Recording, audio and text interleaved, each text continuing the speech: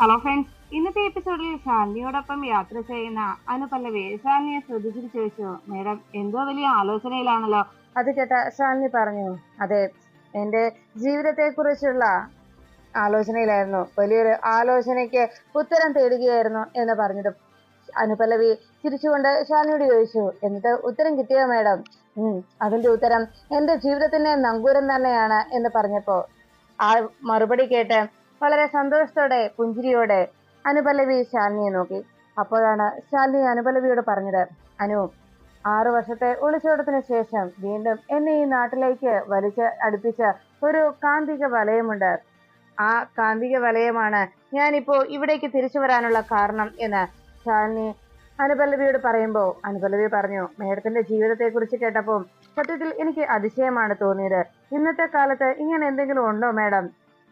ഇന്നത്തെ കാലത്ത് ഒരു നിമിഷമെങ്കിലും, ഒരു മിനിറ്റ് എങ്കിലും കിട്ടിയ, അല്ലെങ്കിൽ ആദ്യ കാഴ്ചയിൽ തന്നെ ഒന്ന് പ്രപ്പോസ് ചെയ്യാൻ കഴിഞ്ഞിരുന്നെങ്കിൽ എന്ന് ആലോചിക്കുന്ന കുട്ടികളാണ് ഇന്ന് എല്ലായിടത്തും ഉള്ളത്. അതിന് അവർക്ക് കൂടുതൽ ആലോചിക്കേണ്ട സമയമൊന്നുമില്ല. പിന്നീട് അവർക്ക് വിവാഹം പോലും കഴിക്കണമെന്നില്ല. എങ്ങനെയെങ്കിലും ഈ നാട്ടിൽ നിന്ന് അവർ ഒരുമിച്ച് തന്നെ മറ്റ് അന്യനാട്ടിലേക്ക് കടക്കും. അവിടെ രണ്ടുപേരും ഒരുമിച്ച് ജീവിച്ചു തുടങ്ങും. അതിന് ലിവിങ് ടുഗദർ എന്നാണ് അവർ പേരിടുന്നത്. വിവാഹം കഴിക്കണമെന്നോ താലി കെട്ടണമെന്നോ ഒന്നും തന്നെയില്ല. ലിവിങ് ടുഗദർ എന്ന പേരിട്ട് അവർ ഒരുമിച്ച് ജീവിക്കും. ആരെങ്കിലും ചോദിച്ചാൽ അതെന്റെ ഫ്രണ്ട് ആണെന്നോ അല്ലെങ്കിൽ ഫ്ലാറ്റ് റൂം ഷെയർ ചെയ്യുകയാണെന്നോ എന്ന് മാത്രം മറുപടി നൽകും. ഇനി അതിൽ കൂടുതൽ സംശയമായി ആരെങ്കിലും എത്തിയാൽ അവരെ സദാചാരവാദികളെന്ന് പറഞ്ഞ് അവരെയും ഒരു മൂലയിലിരുത്തും. അതാണ് ഇന്നത്തെ ഓരോ ലൈഫും. അതിനുശേഷമോ അങ്ങനെ പോകുന്ന ആ ബന്ധത്തിന് ഏറിയാൽ ഒരു 6 മാസത്തെ ആയുസ് മാത്രമേ ഉണ്ടാവുകയുള്ളൂ. അതാണ് ഇന്ന് ഈ ലോകത്ത് നടന്നുകൊണ്ടിരിക്കുന്നത്. അതിനെയൊക്കെ ഒരിക്കലും മേഡത്തിന്റെയൊക്കെ ഈ ബന്ധവുമായി ഒരിക്കലും തട്ടിച്ചു നോക്കാൻ കഴിയില്ല എന്ന് ശാലിനിയോട് അനുപല്ലവി പറയുമ്പോ, സത്യത്തിൽ ഇതുപോലെയുള്ള സ്നേഹബന്ധങ്ങളൊന്നും ഇന്ന് കാണാൻ പോലും ഇല്ല മേഡം എന്ന് അറിയിച്ചു. അത് കേട്ട ഉടനെ ശാലിനി പറഞ്ഞു, അനു, എങ്കിലും ഒരു പെണ്ണിനോ ആണിനോ വേണ്ടി, ഒരാൾക്ക് വേണ്ടി, ഒരു പെണ്ണിനോ ആണിനോ വേണ്ടി ജീവിതകാലം മുഴുവൻ തന്റെ ജീവിതത്തിൽ നേരിടേണ്ടി വരുന്ന പല പ്രതിസന്ധികളെയും തരണം ചെയ്ത് പലരും ആ പെണ്ണിനോ ആണിനോ വേണ്ടി എന്തൊക്കെ കഷ്ടപ്പാടുകളും ബുദ്ധിമുട്ടുകളും എന്തെല്ലാം എതിർപ്പുകളും പ്രതിസന്ധികളും തരണം ചെയ്ത് മുന്നോട്ടെത്തിയിട്ട് ഒന്നായി പോയവരും ഒന്നു ചേരാൻ കഴിയാതെ വിട പറയേണ്ടി വന്നവരും ഒന്നാകാൻ കഴിയാതെ വേദനയോടെ പിരിയേണ്ടി വന്നവരും, അങ്ങനെ എത്രയോ കഥകൾ, എത്രയോ പേരുടെ ജീവിതങ്ങൾ അത് കേട്ടിട്ടുണ്ട് എന്ന് ചോദിച്ചപ്പോ ആ ചോദ്യത്തിന് മറുപടിയായി, ഉണ്ട് മേഡം, ഇരവൊഴിഞ്ഞി പുഴ പോലെയുള്ള പല കഥകൾ, അപൂർവം ചില കഥകൾ എന്ന് അനുപല്ലവി പറയുമ്പോൾ ശാലിനി പറഞ്ഞു, അതെ, അതിനെയാണ് പ്രണയം എന്ന് പറയുന്നത്. മറ്റുള്ളതെല്ലാം വെറും ചവറ് എന്ന് ശാലിനി അനുപല്ലവിയെ പറഞ്ഞ് മനസ്സിലാക്കി. അത് പറഞ്ഞുകൊണ്ട് ശാലിനി വിഷ്ണുവിന്റെയും തന്റെയും ജീവിതത്തെ കുറിച്ച് ഓർത്ത് അങ്ങനെ ഇരിക്കുമ്പോഴാണ് ശാലിനിയെ ഇനി തിരിച്ചു കൊണ്ടുവരാൻ കഴിയില്ലേന്നും തന്റെ ജീവിതം ഇതോടെ അവസാനിക്കുകയാണോ എന്ന ഒരു ഉത്തരം കിട്ടാത്ത വലിയൊരു ചോദ്യമായി തന്റെ ജീവിതത്തിൽ കുറിച്ച് പകച്ചു നിന്ന് അങ്ങനെ ആശങ്കപ്പെട്ട് വിഷ്ണു തന്റെ റൂമിൽ അങ്ങനെ ഇരിക്കുമ്പോൾ കമലൻ തന്റെ ബൈക്ക് സ്റ്റാർട്ട് ചെയ്യാനായി ശ്രമിച്ചു. വഴിയിൽ വെച്ച് പാതി വഴി എത്തിയപ്പോഴേക്കും ബൈക്ക് ബ്രേക്ക് ഡൗൺ ആയതിന്റെ നിരാശയിൽ എത്ര ശ്രമിച്ചതും അത് സ്റ്റാർട്ട് ആകാത്തത് കൊണ്ട് അവസാനം തന്റെ ഫോൺ എടുത്ത് കമലൻ വിഷ്ണുവിന്റെ ഫോണിലേക്ക് വിളിച്ചു. കമലന്റെ കോള് കണ്ട ഉടനെ വിഷ്ണു കോൾ അറ്റൻഡ് ചെയ്തതും, ആശാനെ, ഞാൻ അങ്ങോട്ട് വരാൻ തുടങ്ങുകയായിരുന്നു. എന്റെ വണ്ടി പഴയതുപോലെ ഇതാ വീണ്ടും പണിമുടക്കി.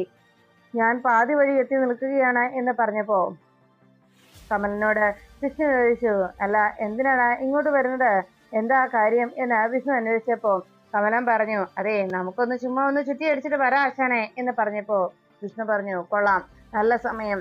അതെ, ഞാൻ നിന്നോട് പറഞ്ഞില്ലേ എനിക്ക് ഒരു വിവാഹാലോചന നടക്കുകയാണ് എന്ന്. അത് അമ്മ ഉടനെ തന്നെ നടത്തിയേ തീരുവെന്നുള്ള പിടിവാശിയിലാണ്. ഇന്ന് പെണ്ണ് കാണലാണ് എന്ന് വിഷ്ണു പറഞ്ഞപ്പോ കമലം പറഞ്ഞു, ആശാനെ, അതവിടെ നടക്കട്ടെ. അത് കേട്ട ഉടനെ വിഷ്ണു ചോദിച്ചു, നീ എന്താടാ ഈ പറയുന്നത്? എല്ലാം അറിഞ്ഞിട്ടാണോ നീ ഈ പറയുന്നത്? എല്ലാം അറിയാവുന്ന നീ തന്നെയാണോ ഇങ്ങനെ പറയുന്നത് എന്ന് വിഷ്ണു നിരാശയോടെ ചോദിക്കുമ്പോ കമലം പറഞ്ഞു, എന്റെ ആശാനെ, ഇനി എനിക്ക് പറയാതിരിക്കാൻ കഴിയില്ല. ആശാന് ഏട്ടത്തിയോടുള്ള സ്നേഹക്കൂടുതൽ കൊണ്ടാണ് ഏട്ടത്തിയെ അവിടെ കണ്ടു ഇവിടെ കണ്ടു എന്നൊക്കെ ഇങ്ങനെ ഓരോ ഓരോ തോന്നലുകൾ ആശാൻ ഉണ്ടാകുന്നത്. അല്ല, ഞാനൊരു കാര്യം പറയട്ടെ ആശാനെ, ഞാൻ പറയുന്നത് കൊണ്ട് ആശാനൊന്നും തോന്നരുത്. ആശാനെ, ഇങ്ങനെ എപ്പോഴും ഏട്ടത്തിയമ്മയെ കുറിച്ച് ആലോചിച്ച് ഇങ്ങനെ മുന്നോട്ട് പോകുന്നത് കൊണ്ടാണ് ഇതെല്ലാം സംഭവിക്കുന്നത്. സത്യത്തിൽ ആശാന്റെ ജീവിതത്തിൽ ഒരു പെണ്ണ് വേണ്ടേ? അതുകൊണ്ട് തന്നെ ഇനിയും ആശാൻ ഇങ്ങനെ ഏട്ടത്തിയമ്മയെ കുറിച്ച് ആലോചിച്ച് ഇങ്ങനെ നടന്നിട്ട് കാര്യമില്ല. ഏട്ടത്തിയമ്മ ഈ നാട്ടിലുണ്ടെന്നും അവിടെ വെച്ചും ഇവിടെ വെച്ചും ഒക്കെ കണ്ടെന്നും ഒക്കെ തോന്നുന്നത് ആശാന്റെ ഒരു മാനസികമായിട്ടുള്ള ഒരു ബുദ്ധിമുട്ടാണ്. ആശാൻ അങ്ങനെയൊക്കെ ഒന്ന് തോന്നുന്നത് ആശാന്റെ മാനസികമായ പ്രശ്നമാണ്. അതല്ലേ എന്ന് ആശാൻ ഒന്ന് ആലോചിച്ച് നോക്ക് എന്ന് പറയുമ്പോ പെട്ടെന്ന് വിഷ്ണു പല സ്ഥലത്തും ശാലിനിയെ കണ്ടതായിട്ട് തനിക്ക് തോന്നിയതാണെന്നുള്ള കമലന്റെ അത്തരത്തിലുള്ള വെളിപ്പെടുത്തൽ കൂടി കേട്ടപ്പോ വിഷ്ണുവിനും ആകെ സമനില തെറ്റുന്ന അവസ്ഥയിലായി. വിഷ്ണു ആകെ വിഷമത്തോടെ നിൽക്കുമ്പോ കമലൻ പറഞ്ഞു, ആശാനെ, ഞാനൊരു കാര്യം പറയാം. ഞാനിത് ആശാനോട് തുറന്നു പറഞ്ഞില്ലെങ്കിൽ ഞാൻ പിന്നെ എങ്ങനെയാ ആശാന്റെ ആത്മാർത്ഥ സുഹൃത്താകുന്നത്? അതുകൊണ്ട് തന്നെ ആശാനെ, ഒരു കാര്യം ഞാൻ പറയട്ടെ. ഈ പെണ്ണ് കാണാൻ നടക്കട്ടെ. ആശാന്റെ ജീവിതത്തിൽ ഒരു പെണ്ണ് വേണല്ലോ. ആശാൻ ഏടത്തിയമ്മയെ അങ്ങ് മറന്നു കള. അത് കേട്ടതും കമല എന്ന് വിളിച്ച് വിഷ്ണു തന്റെ കയ്യിലിരുന്ന ആ ഫോൺ, ആ ഒരു വാക്ക് കേട്ടതിന്റെ ദേഷ്യത്തിലും തന്റെ കയ്യിലിരുന്ന മൊബൈൽ ഫോൺ ദൂരേക്ക് വലിച്ചെറിയുന്നു. അതിനുശേഷം വിഷ്ണു ആകെ സങ്കടത്തോടെ ആ ഫോണിലേക്ക് നോക്കി തന്റെ ശാലിനിയെ മറന്നു കളയാനായി കമലം പറഞ്ഞത് കേട്ട് ഒട്ടും സഹിക്കാനാകാതെ പൊട്ടിക്കരഞ്ഞുകൊണ്ട് തനിക്ക് എന്ത് ചെയ്യണമെന്ന് അറിയാതെ വിഷ്ണു ആകെ വിഷമിച്ചങ്ങനെ നിൽക്കുമ്പോൾ കമലം വീണ്ടും ഫോണിലൂടെ ആശാനെ ആശാനെ എന്ന് സംസാരിക്കാനായി ശ്രമിച്ചിട്ടും മൊബൈൽ ഫോൺ വിഷ്ണു എറിഞ്ഞത് കൊണ്ട് ഒന്നും വിഷ്ണു കേൾക്കുന്നില്ലെന്ന് മനസ്സിലാക്കിയതോടെ വേഗം ഫോൺ കട്ട് ചെയ്ത് കമലനാകെ ടെൻഷൻ അടിച്ചു. വേണ്ടായിരുന്നു, ആശാനോട് അങ്ങനെയൊന്നും പറയണ്ടായിരുന്നു എന്ന് ആലോചിച്ച് കമലൻ അങ്ങനെ നിൽക്കുമ്പോ വിഷ്ണു ശാലിനിയെ കുറിച്ച് വീണ്ടും ഓർത്തിട്ട്, അതെ, എനിക്ക് ഭ്രാന്ത, ഭ്രാന്ത എന്ന് പറഞ്ഞ് വിഷ്ണു ആ പില്ലോ എടുത്ത് ദൂരേക്ക് വലിച്ചെറിഞ്ഞു. എടോ, ഇങ്ങനെ ഭ്രാന്ത് വന്നത്, എനിക്ക് ഈ ഭ്രാന്ത് വരാൻ കാരണം എല്ലാം താനാടോ, താൻ മാത്രം. താൻ എന്തിനാടോ ഇങ്ങനെ ഒളിച്ചു കളിക്കുന്നത്? തന്റെ ഈ ഒളിച്ചു കളിയൊന്ന് അവസാനിപ്പിച്ചൂടെ? തിരിച്ചു വാടോ താൻ എന്ന് പറഞ്ഞ് വിഷ്ണു പൊട്ടിക്കരഞ്ഞുകൊണ്ട് ആ ബെഡിലിരിക്കുമ്പോ ശാലിനി വിഷ്ണുവിന്റെ അരികിലേക്ക് വന്നുകൊണ്ടിരിക്കുന്നു എന്നുള്ള സത്യം അറിയാതെ വിഷ്ണു ശാലിനിയെ കുറിച്ച് ഓർത്ത് സങ്കടത്തോടെ റൂമിലിരുന്ന് കരയുന്നു. അതിനുശേഷം തന്റെ മൊബൈൽ ഫോൺ പോലും ശ്രദ്ധിക്കാതെ വിഷ്ണു വേഗം അവിടെ നിന്ന് ഇറങ്ങുമ്പോ കമലൻ വണ്ടി സ്റ്റാർട്ട് ചെയ്യാനാകാതെ കുറെ തവണ ട്രൈ ചെയ്തിട്ടും അത് സ്റ്റാർട്ട് ആവില്ലെന്ന് മനസ്സിലായപ്പോ അവസാനം ബൈക്ക് തള്ളിക്കൊണ്ട് മുന്നോട്ട് പോകാൻ തയ്യാറായി. അങ്ങനെ ബൈക്കുമായി കമലൻ മുന്നോട്ട് അങ്ങനെ പോകുമ്പോഴാണ് വിഷ്ണുവും ഇങ്ങനെ ഒരു സന്ദർഭം അവിടെ ഉണ്ടാകുമെന്ന് ഒട്ടും പ്രതീക്ഷിക്കാതെ വിഷ്ണു തന്റെ മൊബൈൽ ഫോൺ വലിച്ചെറിഞ്ഞിട്ട് ആകെ വിഷമത്തോടെ റൂമിൽ നിന്നും ഇറങ്ങിപ്പോയത്. ഈ സമയത്ത് ശാലിനി ഇങ്ങനെ ആകെ വിഷമിച്ചങ്ങനെ ഇരിക്കുമ്പോ ഉടനെ ശാലിനിയോട് അനുപലവി ചോദിച്ചു, മേഡം നേരെ സത്യമ്മയുടെ വീട്ടിലേക്കല്ലേ എന്ന് ചോദിച്ചപ്പോ ശാലിനി അതെ എന്ന് തലകുലുക്കി. അപ്പോഴേക്കും അനു ചോദിച്ചു, അല്ല മേഡം, അവിടേക്ക് ഞാൻ എന്ന് ചോദിച്ചപ്പോ ഉടനെ ശാലിനി അനുപലവിയെ നോക്കിയിട്ട് പറഞ്ഞു, അനു, താൻ എന്റെ പേഴ്സണൽ സെക്രട്ടറി മാത്രമല്ലല്ലോ എന്ന് ശാലിനി അനുവിനെ നോക്കി പറയുമ്പോ അനു വേഗം ശാലിനിയുടെ കയ്യിൽ പിടിച്ചിട്ട് മേഡം എന്ന് വിളിച്ചു. മേഡം എന്നുള്ള തന്റെ കയ്യിൽ പിടിച്ചുകൊണ്ടുള്ള അനുപലവിയുടെ ആ ഒരു ചോദ്യം കേട്ടപ്പം പെട്ടെന്ന് ശാലിനി അനുപലവിയെ നോക്കുമ്പോ ശാലിനിക്ക് തന്റെ ആ ഒരു ഇടപെടൽ ഇഷ്ടപ്പെട്ടില്ല എന്നുള്ള ധാരണയിൽ വേഗം കൈ പിൻവലിച്ചിട്ട് സോറി മേഡം എന്ന് അനുപല്ലവി പറഞ്ഞു. അപ്പോഴേക്കും ശാലിനി അനുവിന്റെ കയ്യിൽ പിടിച്ചിട്ട് പറഞ്ഞു, അതെ അനുപല്ലവി, നമ്മളെല്ലാം മനുഷ്യരാണ്. എന്തിനാ ഇങ്ങനെ സോറി പറയുന്നത്? പ്രത്യേകിച്ച് സ്ത്രീകൾ. നമ്മളാണ് ഏറ്റവും കൂടുതൽ സ്നേഹിക്കുന്നതെന്നും ഏറ്റവും കൂടുതൽ സഹനശക്തി ഉള്ളവരെന്നും പറയുന്നു.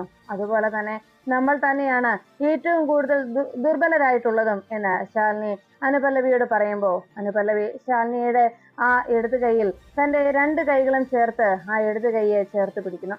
അങ്ങനെ ശാലിനിയുടെ കൈകളിൽ ബലമായി പിടിച്ചുകൊണ്ട് എപ്പോഴും മേഡത്തിനൊപ്പം താനുണ്ട് എന്നുള്ള ഒരു ആത്മധൈര്യം നൽകി അനുപല്ലവി ശാലിനിയോടൊപ്പം അങ്ങനെ കാറിൽ സഞ്ചരിക്കുമ്പോഴാണ് പോൾസനെ ആ ചൈന കോളനിയിലെ സ്ത്രീകളെല്ലാവരും ആ വഴിയിലൂടെ ഓടിച്ചു കൊണ്ടുവരുന്നത്. നിക്കട അവിടെ എന്ന് പറഞ്ഞുകൊണ്ട് ചൈന കോളനിയിലെ മെമ്പറായ സരോജവും മറ്റു കുറെ സ്ത്രീകളും കൂടി അയാളെ ഓടിച്ച് നേരെ ശാലിനിയുടെ കാറിന് മുന്നിലേക്ക് കൊണ്ടുവന്നു. പെട്ടെന്ന് രാമേട്ടൻ വണ്ടി ചവിട്ടി നിർത്തുമ്പോൾ അവിടെ ആ കാറിന് മുന്നിൽ വന്നു നിന്ന പോൾസനെ സരോജൻ പിടിച്ചു നിർത്തി പോൾസന്റെ കർണത്തേക്ക് അടിക്കുന്നു. കൂടെ ഉണ്ടായിരുന്ന മറ്റു സ്ത്രീകളെല്ലാവരും പോൾസനെ അവരുടെ കയ്യിലുള്ള വടികൾ വെച്ച് മർദ്ദിച്ചു. ഈ കാഴ്ച കണ്ട ഉടനെ അനുപല്ലവി ശാലിനിയോട് പറഞ്ഞു, മേഡം, അവര് സ്ഥലത്തെ ഒരു ജനപ്രതിനിധിയാണ്. അവര് ശരിക്കും ഒരു ഗുണ്ടാ നേതാവെന്ന് വേണമെങ്കിലും പറയാം. ആളിത്തിരി പെശകാണ്. ഈ കോളനിയിലെ ചൈന കോളനിയിലെ സ്ത്രീകളാണ് അവർക്ക് ഒപ്പമുള്ളത്. ഈ നാട്ടിലെ ഏകദേശം കണ്ണായ ഭാഗത്തെ എല്ലാം നോക്കുന്ന നേതാവാണ്. ഇവർക്കാണ് ആ ഒരു കണ്ണായ ഭാഗത്തിന് മുഴുവൻ മേൽനോട്ടം എന്ന് അനുപല്ലവി ശാലിനിക്ക് പറഞ്ഞു കൊടുത്തു. പോലീസുകാർക്ക് പോലും ഇവരെ പേടിയാണ്, ആ കോളനിക്കാരെയും പേടിയാണ് എന്ന് പറയുമ്പോൾ ശാലിനി വേഗം ഗൗരവത്തോടെ കാറിൽ നിന്നിറങ്ങി. അപ്പോഴേക്കും ശാലിനിയുടെ കാറിന് മുന്നിലാണ് താൻ നിൽക്കുന്നതെന്നറിയാതെ അങ്ങനെ സരോജൻ പോൾസനെ മറ്റു സ്ത്രീകൾ കൈകാര്യം ചെയ്യുന്നത് നോക്കിക്കൊണ്ട് അങ്ങനെ നിൽക്കുമ്പോൾ ശാലിനി വേഗം സരോജൻ അരികിലേക്ക് എത്തി വിളിച്ചു, സരോജൻ മെമ്പർ.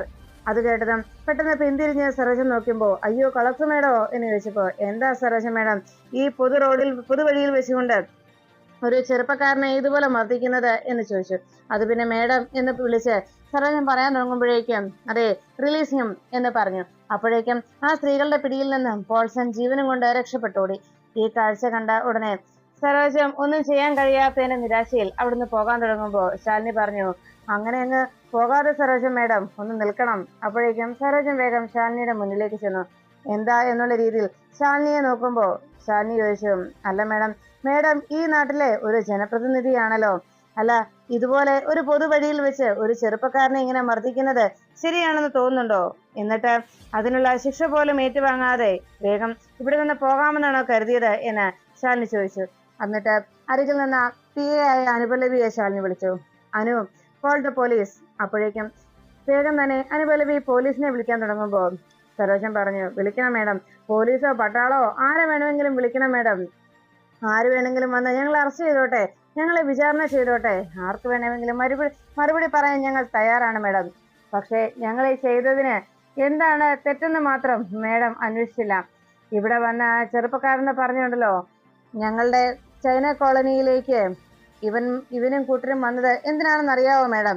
ഞങ്ങളുടെ ചൈന കോളനിയിലുള്ള ആണുങ്ങളെയെല്ലാം കള്ളും കഞ്ചാവും കൊടുത്ത് ഇവനെല്ലാം അവരെ വഴിതെറ്റിക്കണോ? അതിനുശേഷം വീണ്ടും വീട്ടിൽ കടന്നു വന്ന് അവിടെയുള്ള സ്ത്രീകളുടെ മാനത്തിന് പോലും വില പറയുന്നു. അതൊക്കെ പോട്ടെ, എന്നിട്ടോ ചൈന കോളനിയിലേക്കുള്ള വഴി എന്ന് പറഞ്ഞാൽ ഒരേ ഒരു വഴി മാത്രമാണ്. ആ വഴി പോലും ഇവരെ മതിൽ വെച്ച് കെട്ടിയടച്ചു. എന്നിട്ടും ഞങ്ങൾ പ്രതികരിക്കാതിരിക്കണമെന്നാണോ മേഡം പറയുന്നത്?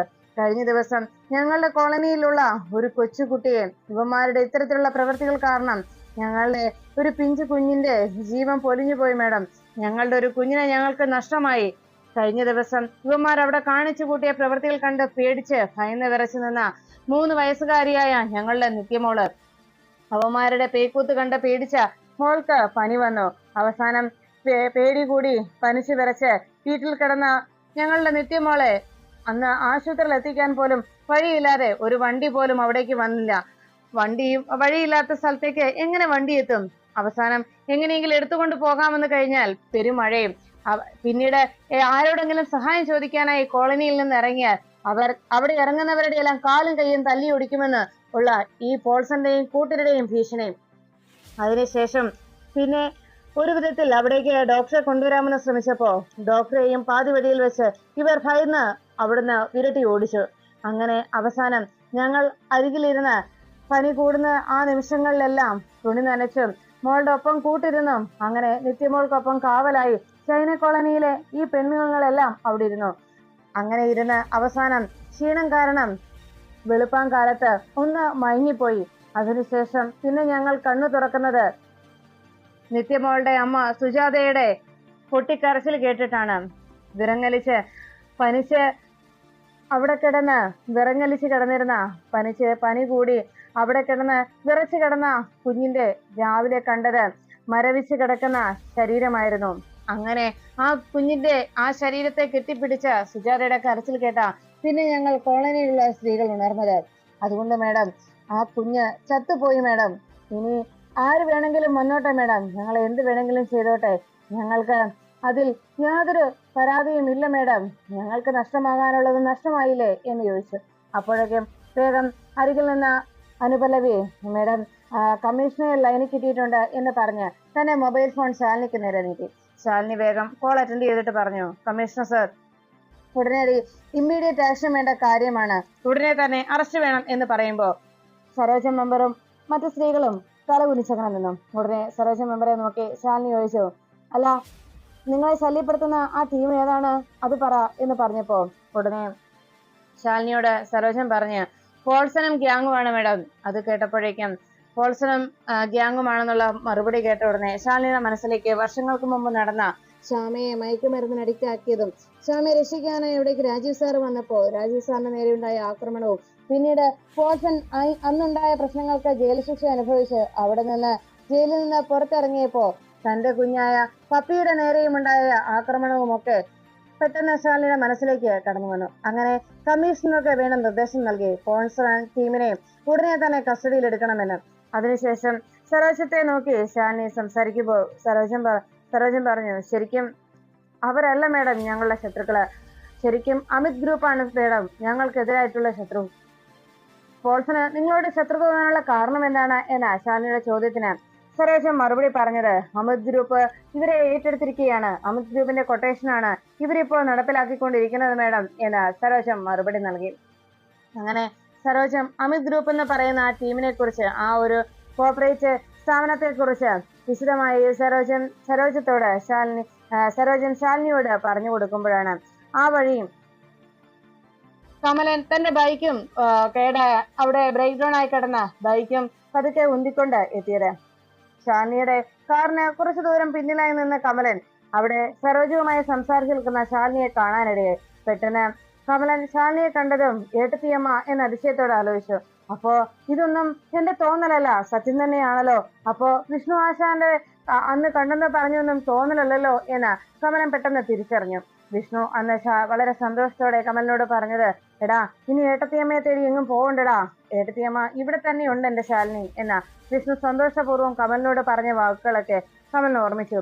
അപ്പോ അത് സത്യം തന്നെയായിരുന്നു അല്ലേ എന്ന് കമലൻ വിശ്വസിക്കാനാകാതെ തന്റെ കണ്ണുകൾ തുറച്ചുകൊണ്ട് അങ്ങനെ നോക്കുമ്പോ ശാലിനി സരോജത്തോട് സംസാരിച്ചു. നന്ദിയുണ്ട് മേഡം, വളരെ നന്ദിയുണ്ട് എന്ന് ശാലിനിയെ കൈകൂപ്പിയും നന്ദി പറഞ്ഞുകൊണ്ട് സരോജൻ ശാലിനി യാത്ര അയക്കാൻ തുടങ്ങുമ്പോൾ കാറിലേക്ക് കയറാനൊരുങ്ങിയ ശാലിനി പെട്ടെന്ന് പിന്തിരിഞ്ഞ് സരോജനെ നോക്കിയിട്ട് പറഞ്ഞു, പിന്നെ സരോജൻ മെമ്പർ ഒരു ജനപ്രതിനിധിയാണെന്നുള്ള കാര്യം മറക്കരുത് എന്ന് പറഞ്ഞപ്പോ സരോജം സോറി മേഡം എന്ന് ഒന്നുകൂടി ആവർത്തിച്ച് പറഞ്ഞു. ഇതുപോലെ പൊതുവഴിയിൽ ഇങ്ങനെ ഒരു പ്രകടനം കാഴ്ചവെച്ചതിനെ ഒന്ന് താക്കീത് ചെയ്യും വിധത്തിലുള്ള ശാലിനിയുടെ വാക്ക് കേട്ട് പുഞ്ചിരിയോടെ സരോജം അതിനെ അംഗീകരിക്കും പോലെ ഇനി അങ്ങനെ ആവർത്തിക്കില്ല എന്ന സോറി പറഞ്ഞ് സമ്മതിച്ചു. പിന്നീട് ശാലിനി വേഗം കാറിലേക്ക് കയറി. കാറെടുക്കാൻ തുടങ്ങിയ രാമേട്ടനോട് ശാലിനി പറഞ്ഞു, രാമേട്ടൻ വേഗം, സമയം പോകുന്നു എന്നറിയിച്ചു. ഉടനെ തന്നെ കാറ് വേഗം അവിടെ നിന്ന് എടുത്തു കഴിഞ്ഞപ്പോ ഈ ബ്രേക്ക് ഡൗൺ ആയ ബൈക്കുമായി വന്ന കമലൻ കാറിൽ കയറി ഏട്ടത്തിയമ്മ പോകുന്നത് കണ്ട് ഏട്ടത്തിയമ്മ എന്ന് വിളിച്ച് തന്റെ ബൈക്ക് അവിടെ വെച്ചിട്ട് ശാലിനിയുടെ കാറിന് പിന്നാലെ ഓടി വരുന്നു. ആ കാഴ്ച കണ്ട് സരോജവും മറ്റു സ്ത്രീകളും അതിശയത്തോടെ നോക്കിയിരുന്നു. കമലൻ കുറച്ചു ദൂരം ശാലിനിയുടെ കാറിന് പിന്നാലെ ഏട്ടത്തിയമ്മയെ വണ്ടി നിർത്തുക എന്ന് പറഞ്ഞ് കുറെ ദൂരം കമലിനോടി. അവസാനം ആ വണ്ടി വളരെ വേഗത്തിൽ പോയതുകൊണ്ട് ശാലിനി തന്നെ കാണാതായതുകൊണ്ടും കമലിന് ഏട്ടത്തിയമ്മയെ കാണാനും സംസാരിക്കാനും കഴിയാത്തതിന്റെ നിരാശയിൽ വേദനയോടെ ആ വഴിയിൽ നിന്നു.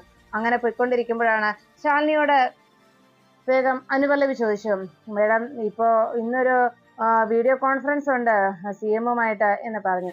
എപ്പോഴാ എന്ന് ചോദിച്ചപ്പോ ശാലിനിയോട് അനുപല്ലവി പറഞ്ഞു, 10-നാണ് മേഡം. വയനാട്ടിലെ പ്രളയബാധിതർക്ക് ദുരിതാശ്വാസ നിധി നൽകുന്നതിനെ കുറിച്ചുള്ള കാര്യങ്ങളാണ്. അതും വയനാട് മാത്രമല്ല കേരളത്തിലുള്ള പ്രളയബാധിതരുടെ മൊത്തത്തിലുള്ള കാര്യമാണ് പറഞ്ഞത്. ഉരുൾപൊട്ടലിൽ ദുരിതം അനുഭവിച്ചവരുടെയും ഒക്കെ കാര്യങ്ങൾ ഉൾപ്പെടും. അതുകൊണ്ട് ഇന്ന് 10 മണിക്ക് CM വീഡിയോ കോൺഫറൻസ് ആണ് വെച്ചിരിക്കുന്നത്. അത് കേട്ട ഉടനെ ശാലിനി വേഗം അനുപല്ലവിയെ നോക്കുമ്പോ അനുപല്ലവിയോട് ശാലിനി എന്ത് ചെയ്യുന്നുള്ള രീതിയിലുള്ള നോട്ടം കണ്ട് അനുപല്ലവി പറഞ്ഞു, അല്ല മേഡം, സത്യാമ്മയുടെ വീട്ടിൽ പോകേണ്ടത് 11 മണിക്കല്ലേ, ഇത് 10 മണിക്കാണ് മേഡം. വീഡിയോ കോൺഫറൻസ് ആയതുകൊണ്ട് പെട്ടെന്ന് തീരും. നമ്മൾ അറ്റൻഡ് ചെയ്യാതെ എന്നാൽ ചിലപ്പോ ആ ഫണ്ട് എന്ന് പറഞ്ഞതും ശാലിനി പറഞ്ഞു, വേണ്ട, 10 മണിക്കല്ലേ പ്രോഗ്രാം, കുഴപ്പമില്ല. എന്തായാലും ആദ്യം ജനങ്ങളുടെ കാര്യം, അതിനുശേഷം മാത്രമേ മറ്റെന്തുമുള്ളൂ. എന്തായാലും രാമേട്ട വേഗം കളക്ടറേറ്റിലേക്ക് വിട്ടോ എന്ന് ശാലിനി രാമേട്ടനോട് അറിയിച്ചു.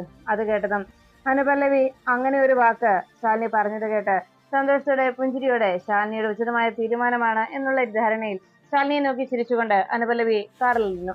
അപ്പോഴാണ് കമലൻ ഈ സന്തോഷ വാർത്ത വിഷ്ണുവിന്റെ ഫോണിലേക്ക് വിളിച്ച് പറയാനായി ശ്രമിക്കുന്നു. വിഷ്ണു അപ്പോഴത്തെ ദേഷ്യത്തിന് ഫോൺ വലിച്ചെറിഞ്ഞിട്ട് റൂമിൽ നിന്ന് ഇറങ്ങിപ്പോയത് കൊണ്ട് താഴെ കിടന്ന് മൊബൈൽ ഫോൺ റിങ് ചെയ്തിട്ട് ആരും എടുക്കാത്തതിൽ കമലിനാകെ നിരാശനായി. 2-3 തവണ ആവർത്തിച്ച് വീണ്ടും വിഷ്ണുവിന്റെ ഫോണിലേക്ക് വിളിച്ചിട്ടും ആശാൻ കോൾ എടുക്കുന്നില്ലല്ലോ എന്ന് പറഞ്ഞ് ഇത് ഞാൻ എങ്ങനെ പറയും എന്ന് പറഞ്ഞ് സങ്കടത്തോടെ കമലൻ ആ വഴിയിൽ നിന്നു. അപ്പോഴാണ് അവിടെ വിഷ്ണുവിന്റെ പെണ്ണുകാണൽ ചടങ്ങിന് വേണ്ടിയുള്ള എല്ലാ ഒരുക്കങ്ങളും തയ്യാറായപ്പോ ഹാളിൽ അവിടേക്ക് രോഹിത്തും ശ്യാമയും എത്തി. അവിടെ ഇരുന്ന് രാഘവൻ നായരോട് വിഷമത്തോടെ രോഹിത് ചോദിച്ചു, അച്ഛാ ഇനി എങ്ങനെയൊന്ന് മുടക്കുക? അത് കേട്ടതും രാഘവൻ നായർ പറഞ്ഞു, ഒരു കല്യാണം മുടങ്ങിയതല്ലേ, അതുകൊണ്ട് തന്നെ ഒരു ആലോചന മുടങ്ങിയത് കൊണ്ട് ഇത്തവണ എല്ലാ കാര്യങ്ങളും ഫോണിൽ തന്നെ വിളിച്ച് ഇതിനു മുമ്പ് തന്നെ ഭാമ എല്ലാം പറഞ്ഞ് അവസാനിപ്പിച്ചിട്ടുണ്ട്. അതുകൊണ്ട് മാത്രം ഇനി ഇങ്ങനെ ഒരു ചടങ്ങ് നടത്തുന്നതേ ഉള്ളൂ എന്ന് പറഞ്ഞ് അങ്ങനെ എല്ലാവരും സംസാരിച്ചിരിക്കുമ്പോ അവിടേക്ക് സത്യഭാമ എത്തി. അല്ല, എല്ലാവരും എന്താ ആകെ മുഖം വീർപ്പിച്ചിരിക്കുന്നത്? അതെ, പെണ്ണും കൂട്ടിന് ഇപ്പൊ ഇങ്ങെത്തും എന്ന് പറഞ്ഞപ്പോ രാഘവൻ നായർ ചോദിച്ചു, ഇപ്പോഴോ? അല്ല, സമയം ഇപ്പൊ 10 ഉള്ളൂ, 11-നല്ലേ പറഞ്ഞിരിക്കുന്നത് എന്ന് ചോദിച്ചപ്പോ സത്യഭാമ ചോദിച്ചു, 11-ന് രാഹുകാലം തുടങ്ങുകയല്ലേ രാഘവേട്ട? അക്കാര്യം ഞാനും മറന്നുപോയി, അവരും മറന്നുപോയി. ഇപ്പോ പരസ്പരം സംസാരിച്ചപ്പോ ഇരു കൂട്ടർക്കും വേറെ പ്രശ്നമൊന്നും ഇല്ലെന്ന് മനസ്സിലായി. അപ്പോഴേ ഇത് കേട്ട് നിന്ന ശ്യാമയ്ക്ക് ആകെ ടെൻഷനായി. ദൈവമേ, 11 മണിക്കെന്നല്ല ഞാൻ കുഞ്ഞേച്ചിയോട് പറഞ്ഞത്, അപ്പോ 10 മണിക്ക് വന്നാൽ കുഞ്ഞേച്ചി വരുമ്പോൾ എല്ലാം ചടങ്ങും കഴിഞ്ഞു പോകുമല്ലോ എന്നായി ശ്യാമയുടെ ടെൻഷൻ. ഉടനെ തന്നെ ശ്യാമ സത്യഭാമയോട് ചോദിച്ചു, അല്ല സത്യാമ്മേ, 11 പറഞ്ഞിട്ട് ഇപ്പൊ 10 പറഞ്ഞാൽ എന്ന് ചോദിച്ചപ്പോ സത്യഭാമ ചോദിച്ചു, അതിനെന്താടി ഇപ്പൊ പ്രശ്നം എന്ന് ശ്യാമയോട് സത്യഭാമ ചോദിക്കുമ്പോ എന്ത് പറഞ്ഞ് സത്യാമ്മയെ ഈ ഒരു സംശയത്തിന് മറുപടി നൽകും? ഇവിടേക്ക് കുഞ്ഞേച്ചി വരുന്നുണ്ടെന്നുള്ള കാര്യം താൻ എങ്ങനെ പറയും എന്നെല്ലാം ആലോചിച്ച് മറുപടി എന്ത് പറയണമെന്നറിയാതെ ആശങ്കയിൽ മുഴുകി നിൽക്കുകയാണ് ശ്യാമ.